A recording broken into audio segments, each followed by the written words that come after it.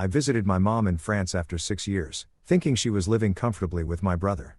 But the moment I stepped into his house, I found her on her knees, wiping the floor, aged, exhausted, and terrified to meet my eyes. What I did next shocked my brother and his wife. I am Zayn Carver, 38 years old. I've just finished an important meeting and successfully signed a contract with my company's largest European partner in Copenhagen, Denmark. 10 grueling days of work have finally paid off. Adrenaline is still coursing through my veins. According to the original schedule, I was supposed to fly straight back to Boston tonight. But as I watched the snow falling outside the glass corridor, the rush of triumph suddenly quieted.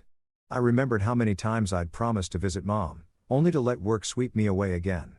I decided to stay 2 extra days and go see her. My mother, Ruth Carver, the kindest woman I've ever known, now lives in Lyon, France with my younger brother, Kendrick. It's been 6 whole years since I last saw her. 6 long years since she decided to move to France to settle with Kendrick and help him take care of his family. I still remember vividly the day she left Boston. The tight hug that left me choking back tears. But work swallowed me up and I told myself she was doing fine over there. This visit I didn't tell her in advance. I wanted to surprise her. I quietly booked a flight from Copenhagen to Lyon and bought a small gift she'd love. A soft wool scarf in pale blue. Just like the one she knitted for me when I was little. I imagined the moment she'd see me, her eyes lighting up, then pulling me into a big tight hug. The thought made me smile to myself while waiting at the airport. The flight lasted a little over 3 hours. When I arrived, Lyon greeted me with the crisp chill of autumn, and I quickly took a taxi to Kendrick's house. The house is on the outskirts of Lyon, a small 2-story apartment with a tiny garden. I stood in front of the door, heart pounding. I rang the bell and waited. Quite a while. Finally, hurried footsteps approached and the door opened. There was Kendrick. And in that moment, his reaction was utterly strange. He didn't look happy or excited to see his big brother at all. Instead, his face went pale. His eyes darted away as if he'd seen a ghost in broad daylight. Then, he forced an awkward, lopsided smile, the kind I instantly knew was fake. "Zayn, bro, what are you doing here? Why didn't you tell us you were coming?" His voice trembled slightly, nothing like the cocky little brother I used to know. I laughed and clapped him on the shoulder. "Surprise, right? I just finished a business trip in Denmark and thought I'd swing by to see you and Mom. What's wrong? Not going to invite your brother inside?" Kendrick blinked rapidly, then nodded vigorously and opened the door wider. "Yeah, come in. Come in. I was just really shocked, that's all." He led me into the living room and started asking about work and life in Boston, but his eyes kept shifting, never quite meeting mine. His voice was tense, his hands constantly rubbing together as if he were nervous about something. I could clearly sense something was off. He was talking to me, but his mind seemed miles away. "How's work? Big contract, huh?" he asked, staring out the window. I nodded and gave him a brief rundown of the Denmark trip, but my own thoughts were starting to race. Why is he acting like this? Is he hiding something? My heart began beating faster. An uneasy feeling crept in. "Where's Mom?" I asked, trying to keep my voice casual. "I haven't seen her yet. Is she okay?" Kendrick answered quickly, almost stuttering. Mom's downstairs in the kitchen preparing dinner." I stood up on my own and headed down to the kitchen. The faint smell of baking drifted through the air and there she was, hunched over the counter, kneading dough. She looked thinner than I'd imagined, her back slightly stooped. "Mom," I called softly, my voice a little. She turned around and froze. Her eyes widened. Then she rushed over and hugged me tightly. "Zayn, my boy. Oh my God, you're here. You've given me the shock of my life, and you didn't even tell me so I could prepare some of your favorite dishes." She fired off questions in rapid succession, overjoyed to the point I could barely answer. "When did you get here? Why didn't you call? How's work? Are you tired?" She held me tight, tears welling in her eyes. I hugged her back, breathing in the familiar scent of flour and soap. "I wanted to surprise you. I missed you so much." But then Kendrick appeared beside us and quickly cut in. "Mom, let him rest first. We can talk more over dinner." His tone was hurried, almost as if he wanted to interrupt. She nodded, wiping her tears, but I looked at her more closely. Her hair had gone much grayer. Her skin was weathered from sun and wind. Her hands were calloused. The fingers that once gently stroked my hair now rough and worn. Her thin shoulders seemed to carry an invisible burden. Even though she was smiling brightly, I could see a sadness in her eyes she couldn't fully hide. My heart tightened. "Mom, how have you been living these past 6 years? Why do you look so tired?" I sat down on the old wooden chair in the kitchen, forcing a smile onto my face, but my mind was in turmoil. Mom turned back to her mound of dough, kneading it mechanically as if baking were her way of escaping the questions hanging in the air. Mom, tell me, how's life in Lyon? Is taking care of little Louis wearing you out? I asked gently, hoping to pull her out of the silence. She looked up and gave a faint smile. It's fine, son. Louisie is almost 5 now, so naughty. Time crawled by in that small kitchen. I told her about work in Boston, about Carver Innovations, about the big contract I'd just signed in Denmark. She listened and nodded, but her eyes kept drifting toward the window as if she were waiting for something. The ticking of the clock echoed loudly, and a growing unease settled in my chest. Why wasn't she asking more questions? Why wasn't she laughing the way she used to? Those thoughts made my heart beat faster. As dusk fell, the front door opened. The sharp click-clack of high heels on the wooden floor mingled with a child's babbling voice. Camille Morel, Kendrick's wife, 31 years old, walked in with their son, Louis. She works as a sales assistant at a fashion boutique in Lyon. She's always impeccably dressed, hair in a high bun, lips painted bright red. Louis, a cute little boy with curly hair, toddled behind her. Both of them froze for a split second when they saw me sitting there. Camille's eyes widened. Then she quickly slipped back into her usual indifferent expression. Oh, Zayn, long time no see. Her tone was flat as if I were some distant acquaintance rather than her brother-in-law. Louis stared at me, then hid behind his mother's legs. Hi, uncle, he mumbled. I smiled and waved. Hey, buddy. You've grown so much I almost didn't recognize you. Camille just nodded, hung her coat on the rack, popped down on the sofa, and immediately buried herself in her phone without a single word to Ruth. Mom came out of the kitchen smiling. Camille, you're home. Let me warm up the food. Camille nodded, eyes still glued to her screen, scrolling away. I watched and the unease inside me began to surge. Mom hurried back to the kitchen preparing dinner all by herself. Kendrick sat next to his wife, whispered something, then turned to me. My wife's had a long day at work. Bro, selling fashion is exhausting. I nodded, but my eyes stayed on Mom. By dinner time, everything became painfully clear. My mother ran back and forth, setting the table, carrying dishes from the kitchen, then going back to clean up. Meanwhile, Camille sat idly, chatting and laughing with Louis, scrolling endlessly on her phone. She didn't lift a finger to help, not even once. I looked at Kendrick, hoping he'd say something, but he just gave an awkward smile and avoided my gaze. Dinner was served. Toasted bread, salad, stew, all made by Mom. We sat around the table, but the atmosphere was heavy as lead. Mom ate quietly, only answering when I spoke directly to her. Mom, eat more. You look so thin. She smiled. I'm fine, honey. But this was nothing like the cheerful, lively mother I remembered. The one who used to be the heart of every family meal, telling jokes that made everyone roar with laughter. Now she was silent, eyes fixed on her plate. Camille was the complete opposite. She kept ordering Mom around. Mom, could you grab me a glass of water? More napkins, please. Can you feed Louisie for me? He's being fussy. All while she ate with one hand and scrolled through her phone with the other, giggling at the screen. Ruth never complained or pushed back. She simply got up quietly, fetched whatever was asked, fed Louis, then sat back down to eat, as if she'd grown completely used to this rhythm long ago. I watched, heat rising in my face, my heart pounded, blood rushing to my head.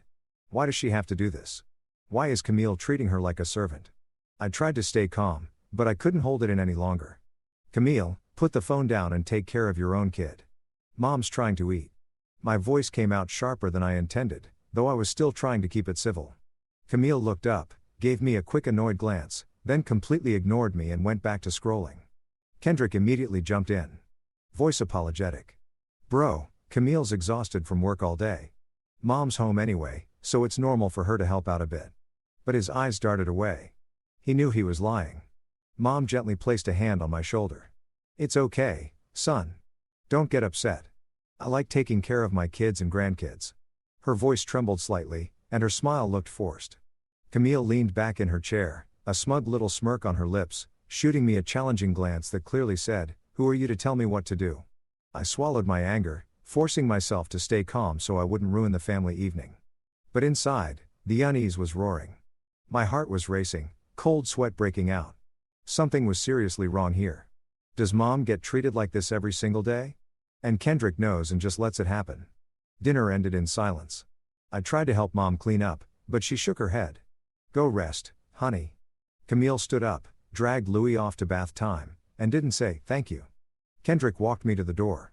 You're flying back tomorrow, right? He asked, sounding oddly relieved. I nodded, but first hugged Mom goodbye. Take care of yourself, okay? I'll call more often. She held me tight, tears rolling down her cheeks. Safe travels, my boy. Then I left, my steps heavy.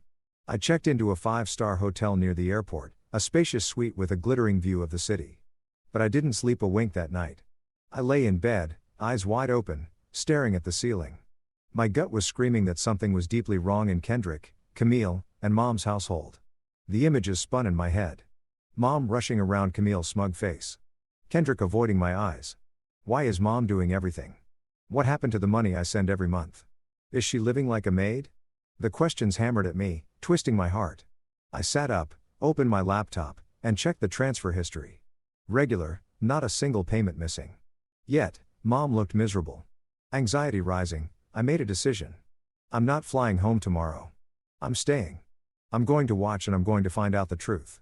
The next morning, I packed my bags as planned, called a taxi, and headed to the airport to fly back to the States. Lyon was chilly, a thin fog blanketing the streets. I sat in the back seat, staring out the window, my heart heavy as lead.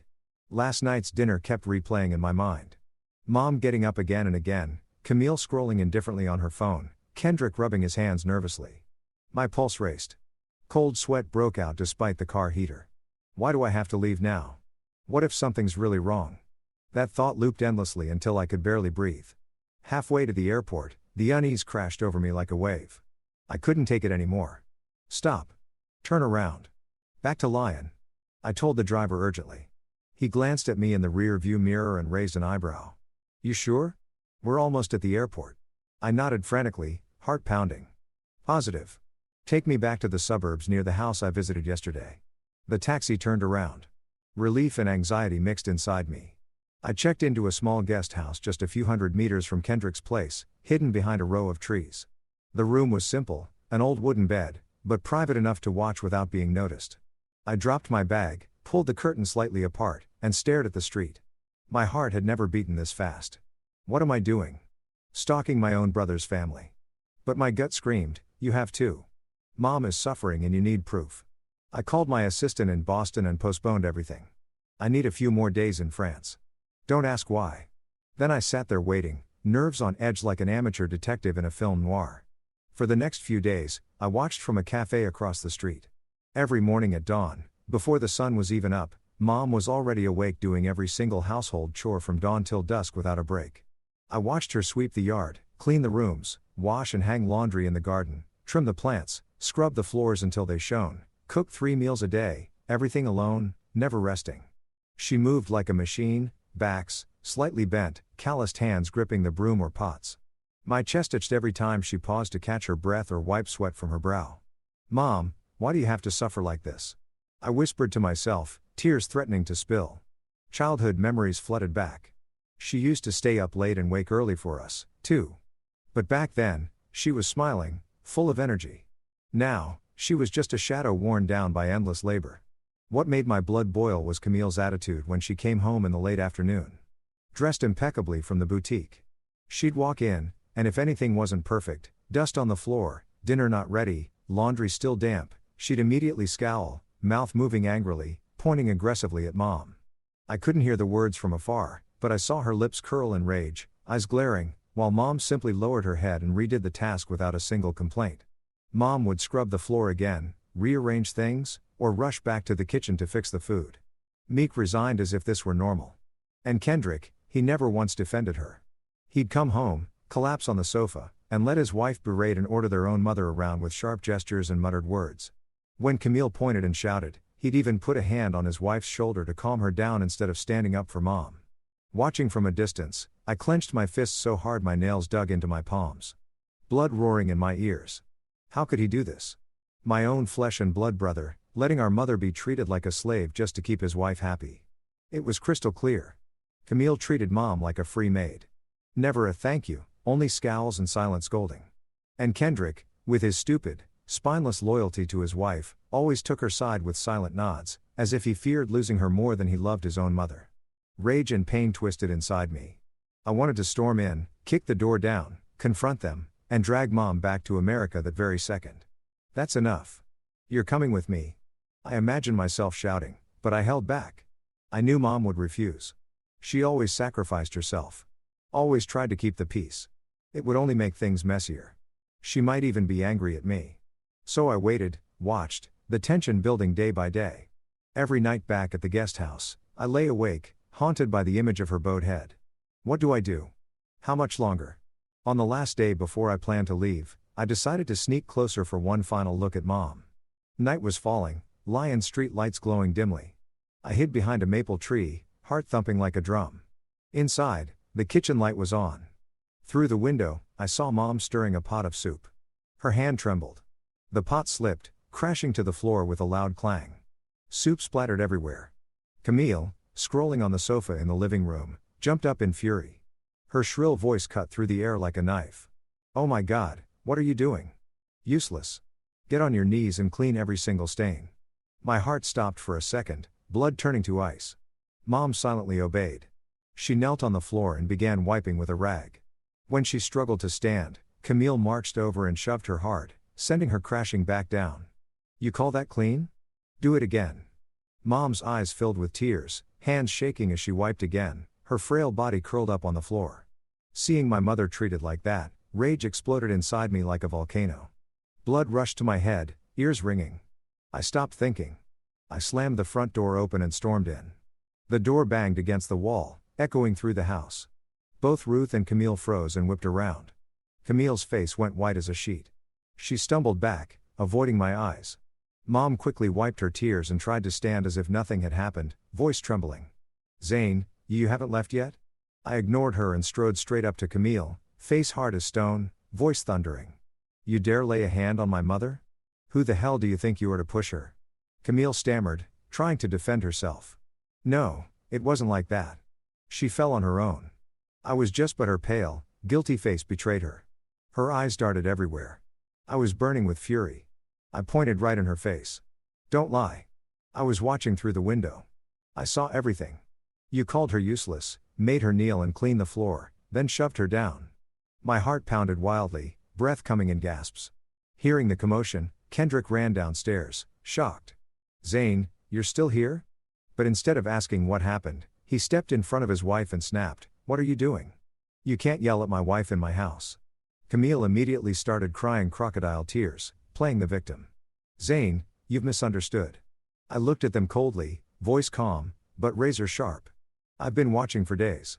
I've seen Mom treated like a servant, working from morning till night, scolded, ordered around. What just happened crossed every line I can tolerate. I'm taking Mom back to America right now." Mom grabbed my hand, trembling, shaking her head as tears rolled down. "No, son. It's not a big deal. I'm used to life here. I want to stay and take care of the kids and grandkids." But I saw the fear in her eyes. Fear of leaving. Fear of breaking the family apart. Not a real desire to stay. I understood everything had gone too far. My heart felt like it was being torn apart.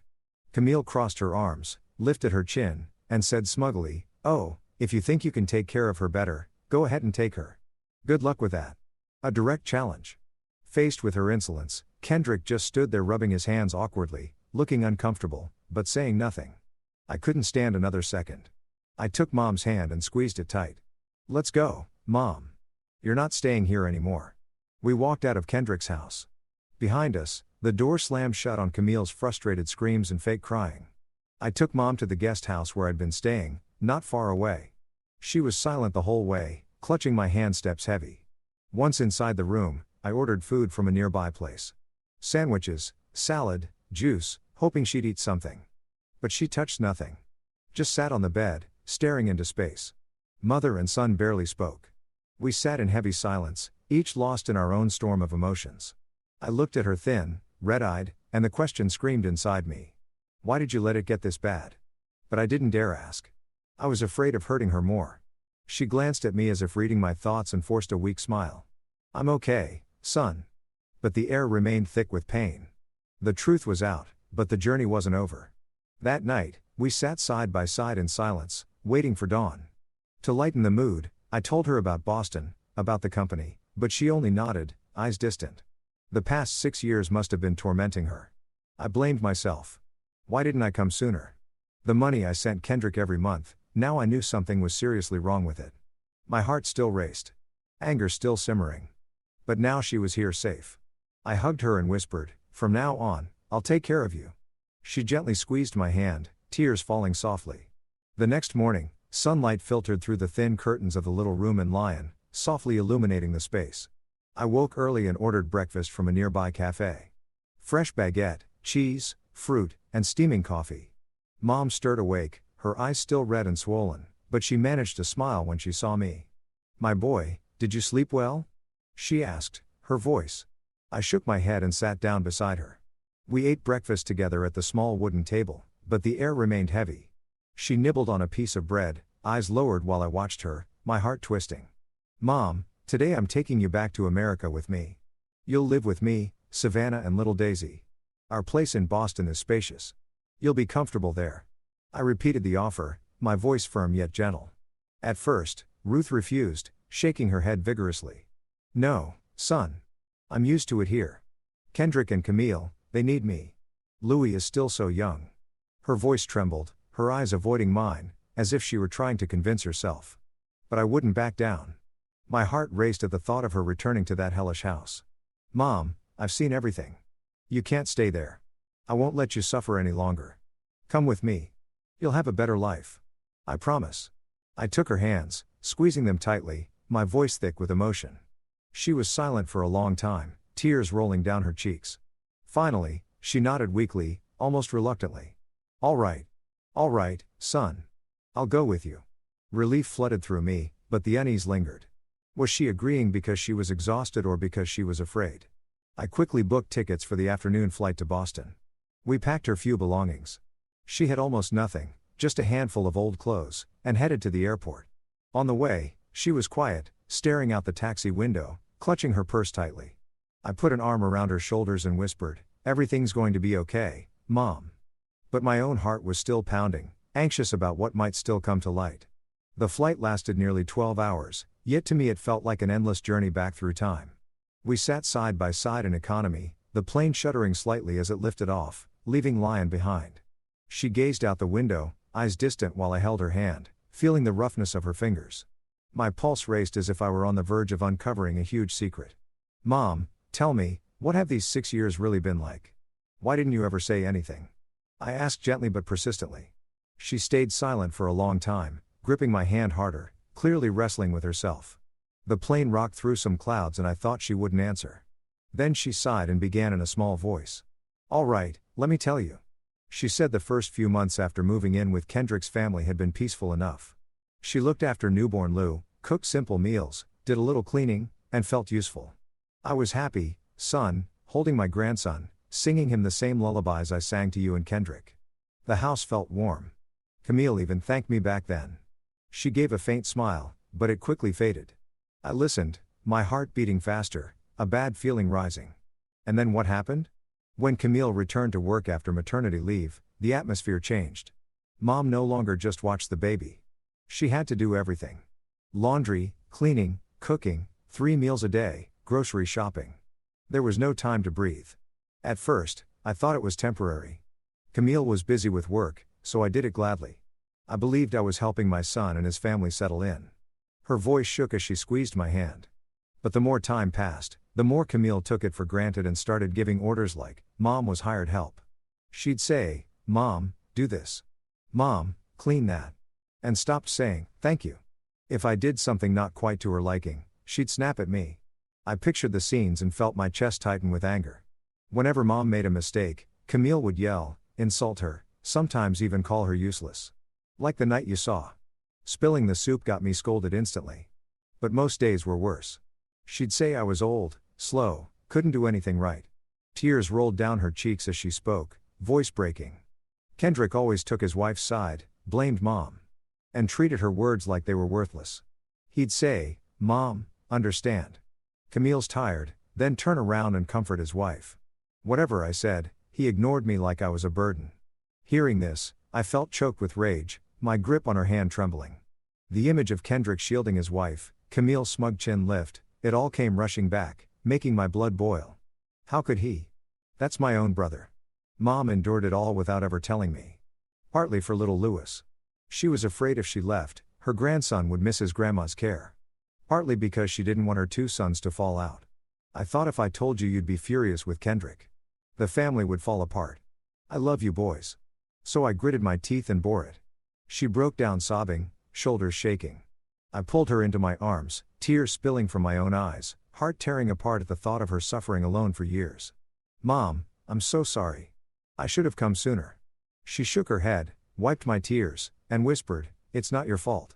I took a deep breath, trying to stay calm, then asked the question that had been burning inside me. Mom, I've been sending money to Kendrick every month for your care. Did you ever see any of it? She just gave a small shake of her head, eyes lowered. I never even knew that money existed, son. Her voice was soft, as if afraid of hurting me. She said whatever she ate was bought by Kendrick. Whatever she wore was decided by Camille. She never got to choose anything for herself. I live simply. I don't ask for much. I just did whatever they told me. It felt like a cold knife straight through my chest. For 6 years, Kendrick had pocketed every cent I sent for Mom while she slaved away like a servant in her own son's house. My heart stopped for a second, then pounded wildly, blood rushing to my head. The image of her bent over, scrubbing the floor, thin and worn, flashed vividly before me.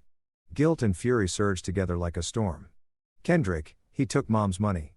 I sent it for you for 6 whole years. And heat. My voice shook, hot tears falling. Mom squeezed my hand, trying to comfort me. It's okay, son. Don't be angry. Maybe they were struggling. But I couldn't listen. Rage exploded inside me as I pictured Kendrick's awkward smile when he received the transfers, then spending it on Camille while Mom worked herself to the bone. Guilt crashed over me. How could I have trusted him? Why didn't I check? 6 years she suffered alone for her grandson, for her sons. I held her tight, voice breaking. I'm so sorry, Mom. I was an idiot for believing him. She stroked my hair like when I was little. I don't blame you. The plane rocked through some turbulence, but the storm inside me was far greater. Anxiety turned into resolve. I won't let her suffer another day. I took her hands firmly, looked straight into her eyes, and said with absolute certainty, I won't let you suffer one more day. From now on, I will personally take care of you and make up for every year you lived in humiliation and loneliness, she cried, but nodded, a weak smile forming. Thank you, my son. We spent the rest of the flight in silence, hands still clasped tight. I thought about the future. Mom living in Boston with me, Savannah, and Daisy. But Kendrick, I was done with him. My heart still raced, anger not yet cooled, but a small light of hope flickered. The truth was out, painful. But now she was free. When the plane touched down in Boston, a light rain was falling. Yet my heart felt brighter. Mom stepped off the jetway, looking around the airport with unfamiliar eyes. It's been so long since I've been home, she whispered. I hugged her close. Welcome home, Mom. Deep down though, I knew the journey wasn't over. Kendrick would call eventually, and I'd have to face him. The tension remained, but I was ready. Logan Airport was crowded, the PA system echoing overhead, but all I could focus on was Mom, her hand clutching mine tightly as if afraid she'd get lost. We took a taxi to our house in the Boston suburbs, a 2-story home with a small garden that Savannah and I had bought after we married. Rain pattered against the car windows as Mom stared out, her eyes distant. Boston has changed so much, son. Skyscrapers popping up like mushrooms. She spoke softly, but I could hear the unease in her voice. I squeezed her hand. You'll get used to it, Mom. Our place is really cozy. Still, my heart was racing. I was nervous about Savannah's reaction. My wife knew I'd gone to France to visit Mom, but she had no idea I was bringing her home. Would she be happy or shocked to the point of annoyance? The thought made cold sweat break out on the back of my neck despite the warm car. After the nearly 12-hour flight, we finally pulled up to the house. I opened the door and the familiar smell of cooking drifted out. Savannah must be making something. Mom stepped inside, looking frail under her thin coat, her eyes sweeping across the bright living room with its leather sofa and family photos on the wall. Savannah came out of the kitchen, dish towel in hand, and froze when she saw me walk in with Ruth. Zayn, you're back. And this as her eyes widened, eyebrows shooting up. Daisy, our 6-year-old daughter, came running from the playroom, ponytails bouncing, and asked in her innocent voice, Daddy, who's that lady? Is she here to play? My heart clenched, But I smiled, knelt down, and hugged her. This is your grandma, my mom. She's been living in France for years, and from now on, she'll be living with us. Daisy looked at Mom, then broke into a huge grin. Grandma? I have a grandma now. Ruth smiled, tears welling up, and hugged her granddaughter for the first time. Savannah blinked, quickly composed herself, and gave a polite smile, though I caught the flash of surprise in her eyes. Oh, Mom. Hello, I'm Savannah. Why didn't you let us know? She hugged Mom lightly, but her voice was a little high, like she was trying to mask her shock. I explained briefly. It was a sudden decision. I wanted Mom to come live with us. She's exhausted. Let's get dinner ready and set up her room. After that, I let Grandma and granddaughter bond. Daisy dragged Mom by the hand into the playroom, showing off every toy while Mom smiled gently and stroked her hair. Meanwhile, Savannah and I quickly prepared dinner and fixed up the guest room so Mom could rest comfortably. Fresh sheets, new pillows, a vase of flowers on the nightstand, warm yellow lighting. As she helped, Savannah whispered, "Honey, why so sudden? Is everything okay?" I reassured her. "Everything's fine. Mom just needs us." But my heart was still pounding. I was worried the change was too much for her. Dinner was cozy. Roast meat and salad that Savannah had thrown together quickly but deliciously. Mom ate little, but she smiled a lot as Daisy chattered about school. "Grandma, tell me about France," Daisy begged. Mom told her about the Rhone River and Lyon, her voice warm. Savannah asked kindly, "Are you tired, Mom? Shall I make you some tea?" Mom's eyes lit up at being cared for. After dinner, Mom went to bed early, exhausted from the journey. She shuffled upstairs, but paused to smile. "Thank you, children." I kissed her forehead. "Rest well, Mom." Then I went into my home office, sat down at the desk with cold determination, and opened my laptop. The screen lit up. I logged into my bank account and canceled the monthly transfer I had been automatically sending Kendrick for Mom's care. A few clicks and the money stopped. My heart pounded hard as the memories from the plane flooded back. "He doesn't deserve a cent," I whispered, shutting the laptop. But the tension rose. How would he react? Just a few days later, as I expected, Kendrick called, furious. His name on the screen made my chest tighten. "Zayn, why did you cut the money?" I got the bank alert. His voice was shrill with rage. I took a deep breath and answered coldly. "That money was for Mom's care. She's with me now, so you'll have to take care of your own family." He exploded, yelling insults over the phone. "Who do you think you are? Mom was fine here. You stole her and now you cut us off, you selfish bastard." His words cut like knives, but I hung up decisively, ending all contact in the middle of his helpless fury. The phone buzzed a few more times. I ignored it. My heart raced, anger mixed with relief. It's over. At first, everything went smoothly. Savannah was very attentive to Mom, always asking, "Mom, have you eaten breakfast? Want me to make you a smoothie? Or, are your feet tired? Let me massage them."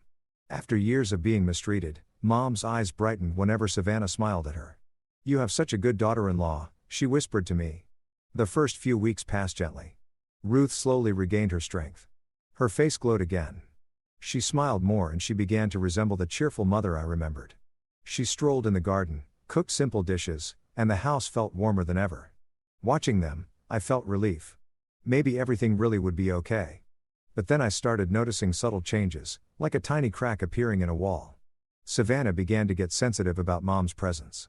Sometimes she'd seem irritated when Mom tidied the kitchen or moved decorative items. "Honey, Mom rearranged the dishes again. I like them where they were," she whispered one evening, sounding a little annoyed. I brushed it off. It's just her habit from living with Kendrick. But unease started creeping in. A few days later, I came home early from Carver Innovations and overheard Savannah telling Mom not to touch things without asking or give Daisy street snacks. "Mom, please don't give Daisy candy from outside. It's not clean. And leave the decorations where they are. I'm used to it." Her tone was polite but sharp. Mom just nodded quietly. That familiar resigned look on her face that instantly made my heart race. "Yes, I'm sorry," Mom murmured, head bowed. The sight cut me like a knife. It reminded me too much of France. I stepped in. "Savannah, she's only trying to help. Don't be so hard on her." Savannah gave an awkward smile. "I know, but gradually," Mom withdrew again. Out of old habit from France, she started doing all the housework without being asked. Laundry, mopping, cooking. I told her it made me uncomfortable. "Mom, rest. I'll hire a cleaner," but she just smiled weakly and said she liked staying busy. It makes me happy, son. My heart grew heavier. The unease kept building. Why was she doing this again? Was Savannah making her feel like Camille? The tension reached its peak one afternoon when I came home from work. From the doorway, I heard Savannah raising her voice in the living room, clearly upset. Why did you break it? That was my favorite vase. My heart pounded like a drum. I pushed the door open and stepped inside. Mom was crouched on the floor, picking up shards of pottery while Savannah stood over her, furious because Mom had accidentally broken her favorite vase, a souvenir from a trip. Mom tried to explain, voice trembling. I'm so sorry, dear. I wasn't careful. I'll buy you a new one. But Savannah only grew more upset, her voice rising. Mom, please just stay in your room and stop wandering around. I don't want to lose anything else. Seeing my frail mother hunched over, hands shaking as she gathered the broken pieces, snapped something inside me.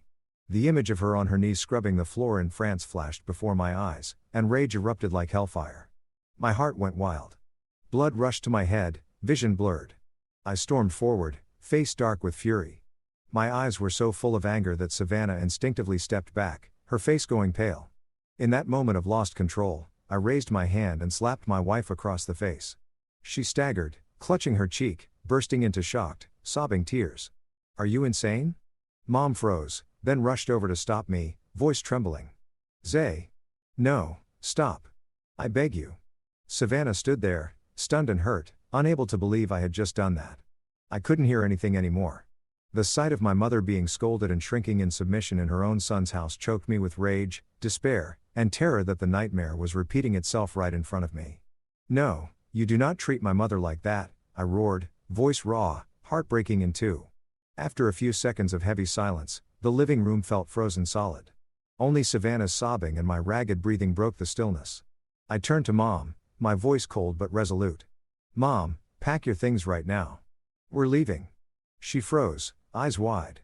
Son, what are you saying? This is your home. I didn't let her hesitate or cling to anything. I gripped her hand tightly. Listen to me. Just take the essentials. I'm not leaving you here another minute. My heart was pounding wildly, adrenaline surging as I thought about the consequences. My marriage collapsing. What would happen to Daisy? But rage drowned everything else. Savannah panicked. She burst into louder sobs and lunged forward, trying to grab my arm. Zayn, no. I'm sorry. I didn't mean it. Let's talk, please. Tears streamed down her face, her voice trembling with desperation, but I gently pushed her hands away, colder and more distant than she had ever seen me. The once gentle husband now an icy wall. Enough, Savannah. You crossed the line. My voice was sharp as a blade. My chest itched seeing her collapse, but I didn't stop. Ruth quietly went upstairs, stuffed a few changes of clothes into her old worn bag, eyes red but silent, offering no protest. Daisy came running from the playroom, confused. Daddy, where are you taking Grandma? Why is Mommy crying? I knelt down and hugged her, voice thick. Daddy and Grandma are just going for a little walk. Stay with Mommy, okay? My heart shattered. The tension peaked as I thought about leaving my daughter behind. I led Mom out the door amid the chaos behind us. Savannah sank to the floor in desperate sobs, reaching out. Zayn, don't leave me. I only tightened my grip on Mom's shoulder so she wouldn't look back, gently guiding her to the car. The door slammed shut. Savannah's cries echoed outside, but I didn't turn around. My heart thundered, cold sweat soaking my shirt, fear and determination wearing inside me. What am I doing? Destroying my own family with my own hands. The thought flashed by, but the image of Mom cowering drove me to press the accelerator and speed away into the Boston drizzle. We were silent the whole long drive. Only the patter of rain and our heavy breathing filled the car. Mom sat beside me, staring out the window, clutching her bag tightly. I gripped the steering wheel until my knuckles went white. Mind in turmoil. I quickly booked a small apartment in Somerville through an app. A simple place with a combined living room/kitchen, a double bed, cheap but clean. Once inside, Mom collapsed into a chair, face pale. Son, why did you do this? Your family. I shook my head. Don't worry, Mom. I'll be fine. But my heart raced, dreading what was coming. Savannah would call and I'd have to face it. That first night, Mom tossed and turned, unable to sleep. Guilt gnawed at her. She felt responsible for destroying her son's family. I heard her whisper in the dark. I'm sorry, son. Because of me, you hit your wife and left your home. My chest itched. I sat up and comforted her. It's not your fault. I was protecting you. But she cried quietly, shoulders shaking. I didn't sleep either. I stared at the ceiling for hours, tormenting myself. 6 years Mom had suffered in silence. And now I had let my marriage fall into the abyss. Memories flooded back. Our wedding day. Savannah's radiant smile. Daisy's birth. Pure joy. Now everything was shattered because of my anger. Was I wrong or right? The question spun in my head until dawn, leaving me drenched in sweat. In the days that followed, I tried to create some normalcy. I took Mom shopping for new things, warm clothes, dishes, a few small decorations at a nearby mall. She hesitated. Don't spend so much, son. I smiled. You deserve far better than this. I took her for a checkup at the local hospital. The doctor said she was malnourished and needed rest. I cooked for her, massaged her feet, did everything to make her feel safe and not a burden. You're my family, I told her. My heart warmed when she smiled, but the tension lingered. My phone kept buzzing. Savannah called nonstop, crying and begging me to come home and talk, promising to apologize to Mom and change. Honey, I was wrong. I'll apologize to Mom. I swear I'll change. Daisy misses you so much. Her trembling voice came through the speaker, but I kept my distance, letting everything pass in silence. I need time, I answered coldly and hung up. Each call was a knife to the heart. I kept picturing Daisy. Is she crying, too? But the anger was still stronger. I didn't give in. Life with just the two of us slowly calmed us. Every morning, I went to work at Carver Innovations, meetings, endless busyness. But coming home to Mom waiting with a smile made the day bearable. She stayed home, cooked, cleaned, trying to make the little apartment feel warm so I wouldn't feel the emptiness, the smell of familiar food, the table already set. You're home. I made curry soup like when you were little, she'd say cheerfully. Dinner became our way of making up for 6 lost years. Ruth cautiously told old stories about my and Kendrick's childhood picnics in Boston while I told her about the years she missed. Big contracts, Daisy learning to swim. We laughed but sometimes fell silent when the past came up. The longer we lived together, the happier Mom seemed. She smiled more, though she still lowered her eyes whenever Savannah's name came up. Your wife is a good person. It was all just a misunderstanding, she'd whisper sadly. As for me, I lived in a strange mix of relief for protecting Mom and emptiness from a marriage that had shattered so suddenly and bitterly. Late at night, I sat on the tiny balcony, staring at the city lights, remembering Savannah's arms around me as we slept. Daisy's laughter. Have I lost everything? The thought tightened my chest, leaving me anxious about the future. After several weeks of living apart, one late afternoon when I had just returned home from a long day at work, the doorbell rang. Mom called from the kitchen. Son, someone's here. I opened the door and my heart stopped for a second. There stood Savannah holding Daisy's hand. Her face was haggarded from sleepless nights, cheeks sunken, eyes red and puffy, yet burning with determination as though she had rehearsed this confrontation for hours. Little Daisy, her hair in bouncy ponytails, looked up at me with those big round eyes. Daddy? Savannah's voice trembled. Zayn, may we come in? I need to talk to you. I stood frozen, old anger surging alongside a flood of longing. Finally, I stepped aside reluctantly. Come in. My tone was cold, but my heart raced as Daisy immediately dashed forward and threw her arms around Grandma, who had just emerged from the kitchen. The moment Daisy spotted her, she hugged her tight. The heavy atmosphere in the room instantly softened. Grandma, I missed you so much. The little girl squealed, clinging to Ruth. Mom's face broke into a wide smile, tears brimming in her eyes. Grandma missed you, too, my precious girl.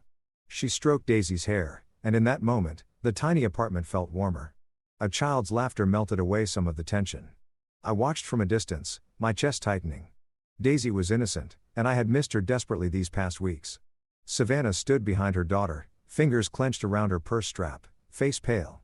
She took a deep breath, walked over, and bowed deeply to Mom. Mom, I'm so sorry. I acted rashly and hurt you. I never should have spoken to you that way. I was wrong. Her voice shook. Tears streamed down her cheeks. Then she turned to me. Zayn, I'm sorry. I didn't think before I spoke. I let my emotions take over. Please forgive me. I listened in silence, my face a blank mask. The anger still simmered, but seeing her like this also caused me pain. My heart pounded, nerves rising as I wondered what to say. Finally, I answered coldly. You can bring Daisy to visit Grandma anytime you want. But I'm not ready to accept that apology. Not yet. My words cut like a knife. Savannah bowed her head even lower, sobbing. I understand. I'll wait. Mom shifted about to speak. Son. But when she saw the hardness in my eyes, she quietly fell silent, not wanting to hurt me again. She squeezed Daisy's hand and looked at me sadly, silently pleading with me to reconsider. After that day, over the following weeks, Savannah kept bringing Daisy to visit. She no longer behaved the way she used to. No more sharp reminders, only gentleness and small acts of care toward Mom. She asked about Mom's health. How have you been eating, Mom? I brought some fruit you like. She played with Daisy and Grandma, laughing warmly when Mom told old stories. Sometimes she brought little gifts that Mom always cherished. A soft wool scarf or homemade cookies. Mom, I made these with your old recipe. I hope you like them, Savannah would say gently. I watched quietly from the corner of the room and noticed how visibly happier Mom became each time Savannah came, especially when Grandma and granddaughter crowded together in the tiny kitchen. Daisy giggled as Mom taught her to bake. Mom held her close, eyes shining with joy. I'm so happy, son, seeing my granddaughter like this, Mom whispered to me after one visit. My heart beat faster, nerves rising as I saw the change. Was Savannah being sincere? One evening, Mom invited Savannah to stay for dinner, her voice warm. Stay and eat with Zayn and me, dear. I made your favorite. Savannah glanced at me hesitantly, but I nodded permission. The atmosphere around the dinner table was unusually warm. Savannah talked more with Mom, asking about the years in France, listening attentively as Mom cautiously mentioned little Louis, trying hard to feel like part of the family again. I'd love to hear more, she said with a genuine smile. I sat across from them, silently watching with guarded eyes, spoon gripped tightly. Savannah kept stealing glances at me, part guilt, part hope, her eyes pleading. Zayn, I've changed. But I kept my distance, refusing to soften even a little, nodding only when necessary. My heart pounded, tension rising. Was this warmth real or just temporary? Those visits made me start to think. Mom was happier, smiling more whenever Daisy and Savannah came. She told stories, played, and the little apartment felt alive again. I watched Savannah closely. She was patient, attentive to Mom in every small way, pouring her water, helping clear the table, showing no trace of irritation. She's really changed, son, Mom whispered one evening after dinner as we sat talking. I said nothing, staring out the dark window at the twinkling city lights. Mom gently urged me to reconsider. She could clearly feel that Savannah had changed, that she wasn't a bad person, just sometimes clumsy and insensitive. Son, forgiveness is a good thing. Don't let anger destroy your happiness, she said, placing her hand over mine, her voice pleading. This time, I didn't brush her off as I had before. Despite the lingering anger and hurt, something inside me began to waver as I saw Savannah's persistent effort and the smile slowly returning to Mom's face. My heart raced, nerves surging at the possibility of going back. Was it worth it? Could the nightmare repeat itself? I remembered the happy years with Savannah. Our trips together, falling asleep in each other's arms the day Daisy was born. Now she was trying so hard, bringing Daisy every week, apologizing sincerely. Maybe Mom is right. Maybe I should open my heart and forgive, I thought to myself. Those days, the little apartment in Somerville gradually became more familiar. Yet the air still carried a lingering heaviness, as if waiting for a storm to break. Mom began to settle in. She'd wake early to brew coffee for me, tell old stories in her warm voice, and I tried to respond with tales from Carver innovations, new contracts, stressful meetings. But every evening as we sat at the small dining table, I felt the emptiness keenly, no Daisy's bright laughter, no Savannah across from me with her tired smile after a long day. Mom noticed. She gently advised. Son, life isn't always perfect, but family is about forgiveness. I nodded. Yet my heart remained tangled, anxious about what might come next. Kendrick stayed silent from across the ocean. No calls, no messages. He was probably struggling with the consequences of his own actions or plotting something. I knew my brother. He wasn't the type to give up easily. One chilly weekend afternoon in Boston with golden leaves drifting past the window. I was sitting in the living room reading the paper while Mom knitted quietly in the kitchen. Suddenly, there was frantic knocking at the door. Who is it, son? Mom called, her voice trembling slightly. I stood, walked over, and opened the door. Time froze. Kendrick burst in face ash and eyes bloodshot and collapsed to his knees right in front of Mom as she stepped out of the kitchen. His voice broke. Mom, I'm sorry. Please forgive me. I stood stunned, staring at my brother. Kendrick looked painfully thin. Clothes wrinkled as if he hadn't changed in days, eyes hollow. The old arrogance, the forced smiles, the evasive glances when I had visited Lyon was completely gone. All that remained was a broken man crushed by life. He clutched Mom's legs, tears streaming down his face, voice shaking. "Mom, everything fell apart the day you left France. I lost my job. They fired me for lack of focus. Debts piled up from loans Camille forced me to take. The bank foreclosed on the house. We had to move into a cheap motel. And Camille, she filed for divorce, took Louis, and left, calling me useless, saying I couldn't provide for the family." He looked up at Mom, voice cracking. I nearly broke down completely. "Mom, I've lost everything. The only thing I want now is your forgiveness and my brother's help. Zayn, please help me." Mom's eyes filled with tears. Maternal instinct made her reach out instantly, hands trembling. "My boy, stand up." But when she caught my hard, angry, disappointed stare, she froze, hand pulling back, afraid to act too quickly. She stood there, shoulders shaking, tears rolling down her cheeks, her heart clearly torn between love for her son and fear of hurting me again. I looked at the man kneeling before me. No longer the rebellious little brother who used to give awkward smiles and avoid my eyes in Lyon, but a man who had driven himself into the abyss through greed and selfishness.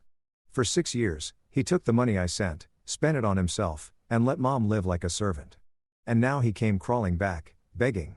My heart pounded, nerves and rage surging together. Should I forgive him or throw him out and let him taste the full consequences? I drew a deep breath and spoke cold and clear.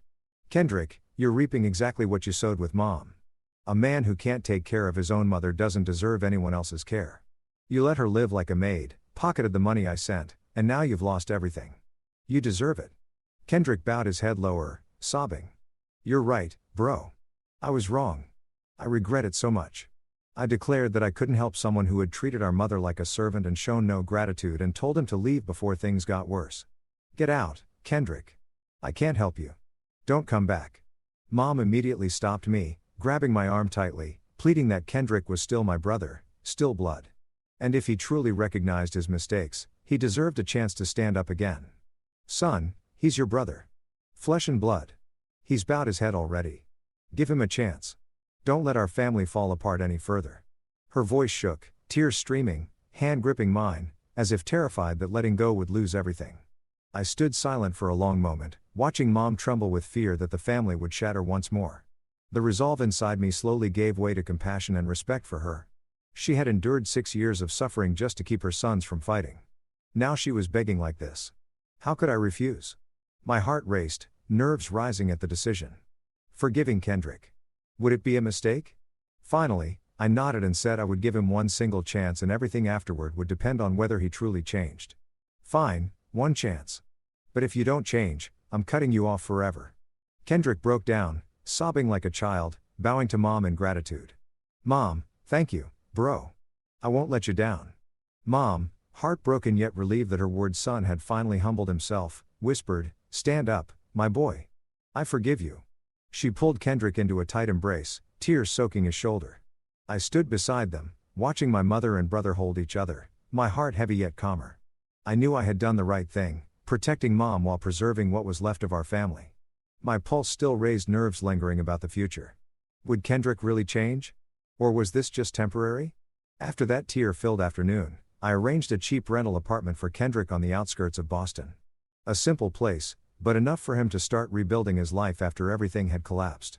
This is where you'll stay for now, I said as I handed him the keys, my voice calm but firm. Kendrick looked around the bare room, eyes red. Thank you, bro. I'll do my best. My heart pounded, nerves rising at the thought that he might fail. If he did, I'd cut him off immediately. Yet seeing him so thin, wearing worn-out clothes, a trace of pity crept in despite the anger still smoldering inside me. Next, I secured him a modest position at Carver Innovations. Stable work, but he'd have to earn everything himself. No more leaning on others. I called HR and placed him in the technical support department. Desk work, basic salary, no special treatment. You start from the bottom. Prove yourself, I told him bluntly on his first day at the office. Kendrick nodded eagerly, eyes lighting up with hope. I'll do well. I promise. I made it clear this was his only chance. If he slipped up or showed ingratitude, I'd take it all back and cut him off for good. Don't think forgiveness comes easy. One mistake and you're on your own. My voice was ice cold, heart racing with tension. Would he get it or repeat the same mistakes? Kendrick bowed his head. I know. I won't let you down. From then on, Kendrick worked quietly and harder than ever, trying to prove his change was real so he wouldn't disappoint Mom or me. From a distance, I observed. He arrived early, stayed late, learned the tech systems quickly, never complained, even though the job wasn't easy. Bro, I finished the report, he'd say weakly, voice humble. Mom beamed when she heard, my boy is improving. But I stayed cautious, checking his records monthly. No signs of slacking, no early salary demands. Maybe he really has changed, I thought. Though I didn't admit it out loud. Memories of Lyon still haunted me. Him siding with his wife letting Mom suffer. So I remained on guard. As for Savannah, in the weeks that followed, she visited Mom even more often, talking with a patience and care she had never shown before. She came every week with Daisy and little gifts. Homemade cake, books, fresh flowers. Mom, I brought the herbal tea you like. How are you feeling? She'd ask gently, sitting beside Mom for hours, listening to old stories. Mom's face lit up. Such a good daughter-in-law. I watched from afar and saw in every gesture that Savannah had truly changed. She listened when Mom spoke, apologized if she misspoke, put family above her own ego. She played with Daisy and Grandma, helped in the kitchen without complaint, even asked Mom's advice on cooking. Teach me your chicken soup recipe, Mom, she'd say with a sincere smile. My heart beat faster, nerves rising as I witnessed the change. Was it genuine or just an act? Behind my cold exterior, I still kept my distance, only nodding and greeting. I knew deep down that my love for Savannah had never died. It had only been buried under disappointment and hurt. On lonely nights, I missed her. The familiar scent of her perfume, her tired smile after work. She's trying every single day, I thought, chest aching. Tension grew as I considered reconciliation. What if it happened again? I hesitated, but Mom kept advising. Son, give your wife a chance. I nodded, my resolve beginning to soften. One afternoon, as we walked along the Charles River in the cool autumn breeze, Savannah gently took my hand and spoke in a trembling voice, not begging me to forget everything, just asking for one chance to prove she had changed. Zayn, I don't expect you to erase what happened. I just want one chance to show you I'm different now. I stopped walking and looked straight into her eyes. There was no longer any arrogance, only regret and the sincere love I had once known. My heart pounded hard, nerves peaking as memories flooded back. Our early startup days, the night Daisy was born. I knew I could never fully turn my back on this woman. Okay, I whispered and took her hand. From that day on, we quietly rebuilt with small things. Dinners with Mom sitting beside us, smiling as we talked. Weekend outings to the park. Daisy cheering when Mom and Dad held hands. Evenings tidying the old apartment together. Savannah helping Mom clean the kitchen without a single complaint. I'm learning from you now, Mom. She'd laugh. My heart gradually warmed. The tension eased as happiness returned. A few months later, we moved into a larger, more comfortable house. Not extravagant, but warm, where 3 generations could live together in respect and love. It was in Newton with a small backyard, a private room for Mom and space for Daisy to run around. It's a beautiful home, son, Mom said, eyes shining. We moved in, and Savannah hugged her. From now on, you're with us forever, Mom. Kendrick still visited Mom from time to time, bringing a basket of fruit, a new scarf, or just a few kind words. Small but sincere gestures. Mom, I brought fresh oranges, he'd say with a humble smile. Mom hugged him. My good boy. I nodded, tension fading as I saw him stabilizing. Steady job, slowly paying off debts. A year passed and Mom fully recovered, sharp-minded, healthier, her gentle face glowing with smiles every morning. She tended the garden, told Daisy stories, and lived joyfully. Family dinners became the most precious moments, Daisy's laughter as she recounted school adventures, Mom telling us to eat one more bite. Savannah softly talking about her day, and Kendrick's grateful glance at me whenever he visited. Thank you, bro, he'd whisper. My heart was finally at peace, the tension gone. A new, better life had begun. And then that Christmas arrived, warmer than any I had ever known. The new house in Newton was filled with the scent of freshly baked gingerbread cookies, the crisp fragrance of the pine tree we had just set up in the living room, and soft Christmas music drifting from the speakers. Outside, snow fell gently, blanketing the backyard in a thin layer of white. While inside was a whole world of warmth I had once thought lost forever. Savannah bustled in the kitchen, wearing a red sweater, hair tied high, stirring cranberry sauce while laughing with Daisy, who sat on a high stool, decorating snowman-shaped cookies. Mom Ruth was at the big dining table with her granddaughter, carefully folding napkins into tulip shapes. The two whispered secrets to each other, and every now and then, Daisy's bright laughter rang out when Grandma told stories about Santa Claus from long ago. I leaned against the kitchen doorway, holding a mug of mulled wine, quietly taking in the scene with a peace I hadn't felt in years. My heart no longer raced with worry, only a deep sense of wholeness, as if every broken piece of my life had finally been put back in its rightful place. The whole family was ready for dinner. The long table was beautifully set with red candles, evergreen wreaths, and steaming dishes: roast turkey, mashed potatoes, pan-seared vegetables, cheesy dinner rolls. Yet, even though everyone had taken their seats, and Daisy was excitedly holding her fork, we all instinctively glanced toward the front door as if someone were still missing. Mom gently placed a hand over her heart, eyes full of quiet hope. Savannah looked at me and gave a small smile, unable to hide a touch of nervousness. Daisy whispered, "Is Uncle Kendrick coming, Daddy?" I didn't answer right away, just glanced at the clock. I had sent the invitation 2 weeks earlier. No pressure. This was a special day, and if he chose to show up, it would be the final proof of his change. Then the door opened softly but clearly in the expectant silence. Kendrick stepped in, looking far more mature than before. Clean gray sweater, neatly trimmed hair, carrying a bouquet of white lilies and a gift wrapped in red paper. His eyes shone with gratitude and the seriousness of someone who had truly changed. No trace left of the old arrogance or evasion. Mom was the first to rise, tears welling up, and she rushed to embrace her youngest son. "Kendrick, you came." Savannah smiled warmly and welcomed him. "Come in. We've all been waiting for you." Daisy ran over and tugged at his hand. "Uncle Kendrick, I've been waiting for you to cut the cake." I stood still for a moment, watching my brother enter our home with humility and sincerity, and felt the full circle of that moment close, like the final piece falling perfectly into place. The Christmas dinner unfolded in a joy I had never dared dream of. Laughter filled the house as Daisy told stories of Santa getting lost as Mom recalled our very first Christmas in Boston. "You two fought over the candy canes on the tree so badly you nearly came to blows." And this time Kendrick laughed openly, no longer dodging the past, even adding his own memory. "I remember you hid all the candy in your stocking and Mom had to fish it out and split it fairly." Savannah poured wine for everyone, her eyes sparkling when they met mine. Food was shared. Old stories were retold. No longer painful, but beautiful memories told with warmth and laughter instead of tears. The wounds of the past seemed fully healed that night. We all looked toward the future with lighter, more forgiving hearts.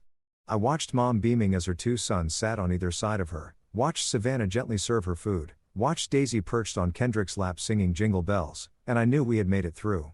When the meal ended, everyone pitched in to clean up. Kendrick stayed to help without being asked. We gathered around the fireplace, listening to the crackle of burning logs, sipping hot chocolate. I quietly looked at everyone. Mom, Savannah, Daisy, and even Kendrick now truly changed and understood the real meaning of family. It isn't about perfection or never making mistakes. It's about the strength to stand up after being hurt, the willingness to make amends, and the courage to give others a chance to become better. The lesson from that turbulent year became clearer than ever. Stand up and protect the ones you love when they are at their weakest, as I did for Mom and Lyon. Be strong enough to walk away when silence becomes a wound. As I did the day I took Mom from a house that was no longer a home. And open your heart at the right moment when someone truly wants to change. As I did when I forgave Savannah and gave Kendrick one final chance to become a better man. And if I have one message for anyone reading these words, it is this. Family doesn't survive because of perfection. It survives because of kindness, respect, and the will to change for one another. Everyone makes mistakes. Every relationship bears scars. But as long as we still have the courage to bow our heads and admit fault, the generosity to forgive, and the love to offer one more chance, then family will always be the place we can come home to, no matter how broken it once seemed.